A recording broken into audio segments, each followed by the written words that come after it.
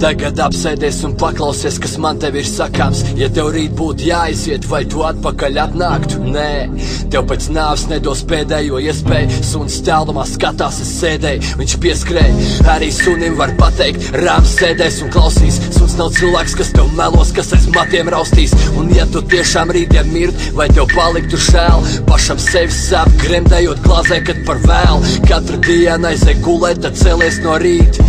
Ja pēc nāves ir labāk, lūdzu paņem mani līdz. Tu prasi, kāpēc tik bieži, es pēc katra nopietnas. Bet, kad aizver durvis, tu jau neredz, kas notiek. Nav tik ideāla dzīve, kā tev liekas no malas. Mana grāmata ir atvērta, tu tik nebaidies palas. Rodas jautājums, vai tiešām man ir kaut kas tāds, ko nolikt maz bērniem plauktā, pirms es satieku nāvi. Man ir dziesmas, dzejoļi, brīžiem liekas, ka nejūt to, kas apkārt notiek. Kad man smiekli klejo par visām varītēm, tu atkal centies pierādīt sev, ka esi īstais cilvēks, nokritušo iemācies celt. Var jau būt, kā viņi saka, rītdien tiešām būs labāk, bet ja tu tomēr rītdien mirs, vai spējas būt bagāts.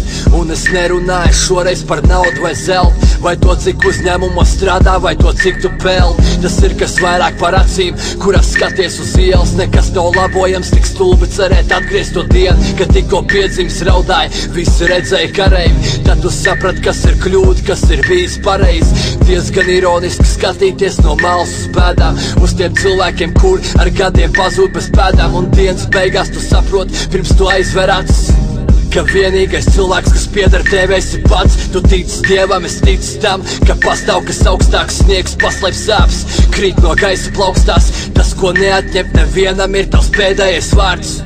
Tiksimies pēc nedēļas, māte. Paiet dienas, pagriezties es gribu.